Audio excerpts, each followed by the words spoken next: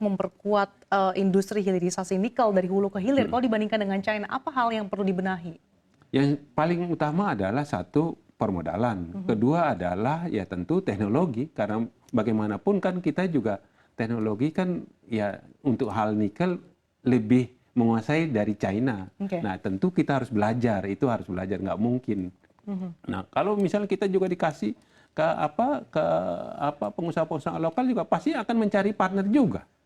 Mencari partnernya kan dia nggak langsung, cari partner keluar lagi dari China lagi. Oke, menarik nih Pak. Kalau kita cermati di industri nikel ini, khususnya hilirisasi, kenapa sih masih didominasi oleh investor China? Apakah memang investor-investor dari negara lain tidak tertarik dengan potensi nikel tanah air? Nah, iya ini juga menarik.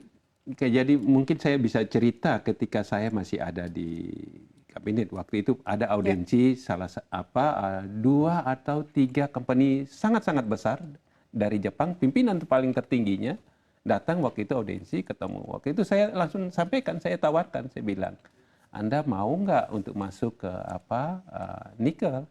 Kalau Anda mau, nanti kami memberikan berbagai kemudahan-kemudahan, fasilitas sehingga tidak hanya didominasi oleh China aja. Apa yang dijawab? Bukan kami tidak mau, tapi memang tentu kami harus berhitung karena untuk di bidang nikel itu kami pasti kalah dengan China. Buat apa kami masuk? Pasti kami kalah. Itu jawabannya. Kalahnya tadi dari segi permodalan maupun investasi. Mungkin dengan investasi atau teknologi atau jaringan networking pemasaran yang mereka udah kuasai itu yang mungkin sulit ditembus, sehingga ya tentu masuk dengan bisnis yang mereka kuasai, kan nggak mau. Ya seperti misalnya katakan kalau misalnya contoh kayak misalnya bicara bulu tangkis, kan nggak mungkin kita tanya orang Brasil atau orang Amerika. Pasti nanyanya kan ke Cina atau ke Indonesia kan, atau ke Malaysia. Nah begitupun kalau nanya sepak bola, pasti nanya orang Brasil atau Argentina. Iya. Hal seperti itulah. Oke, Pak, tapi kalau balik lagi kita berbicara soal moratorium.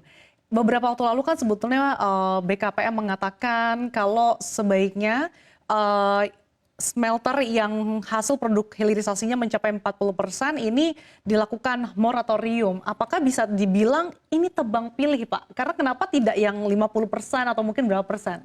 Ya saya kira kalau satu kebijakan itu tidak harus berlaku untuk umum. Nggak boleh hanya untuk pihak-pihak tertentu, harus berlaku untuk umum. Namun nanti perlu spesifikasi di dalam pelaksanaannya. Di dalam pelaksanaannya memang kalau misalnya dia tidak jalan ya tentu dalam waktu dikasih peringatan. Batas waktu begitu. Batas waktu. Nanti pada saatnya misal batas waktu itu tidak juga dilaksanakan ya salah satu adalah tentu dengan tindakan tegas yaitu cabut. Oke, artinya nantinya hanya akan ada beberapa smelter yang bertahan begitu Pak. Betul. Dengan potensi tadi cadangan biji nikel kita yang terbatas, kemudian hitung-hitungannya juga seperti itu Pak. Iya, saya kira nggak apa-apa, tapi selama misalnya jumlahnya nggak terlalu banyak juga, tapi jalan dan apanya bagus kan lebih baik. Dan kalau bisa terus kita spesifikasi, kita dorong dia untuk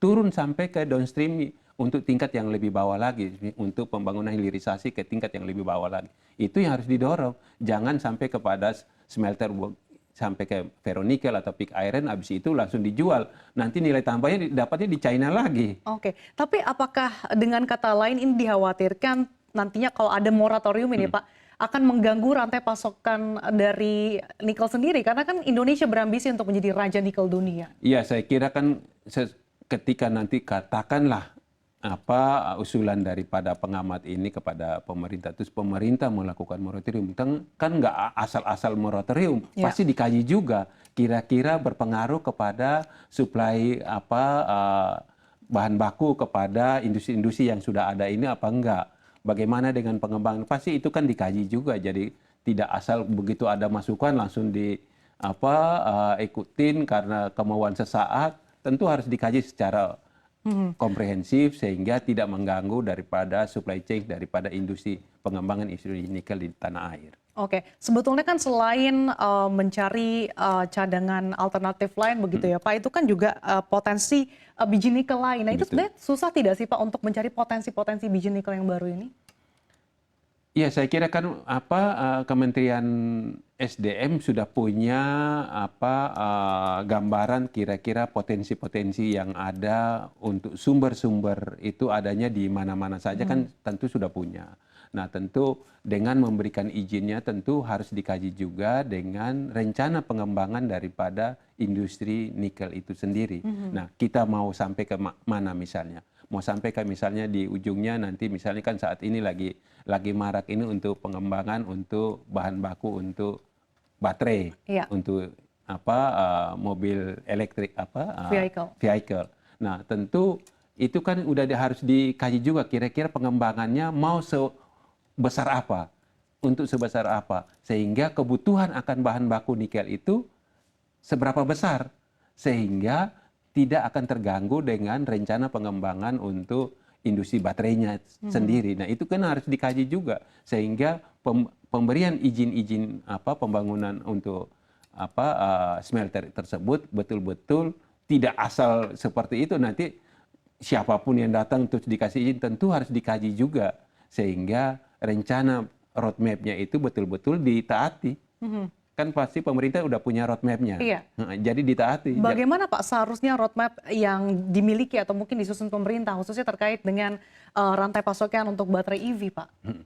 Ya, saya kira udah nggak ngikutin lagi ke dalam karena kan udah nggak di pemerintah. Tapi pasti saya yakin teman-teman baik di Kementerian SDM maupun di Kementerian Perindustrian dan di BKPM tentu sudah secara seksama mengkaji kira-kira sebaiknya pengembangan untuk industri baterai ini harus sebesar apa untuk kebutuhan nanti yang size-nya sebesar apa. Itu kan yang harus dikaji. Nah, di samping itu juga rencana pengembangan misalnya untuk industri lainnya, misalnya untuk kebutuhan untuk bahan baku misalnya untuk kereta api, atau untuk mobil, atau untuk bajanya.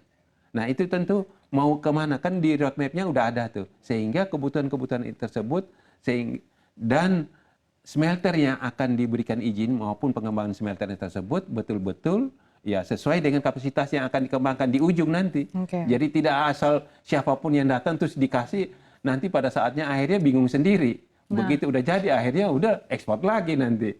Nah, itu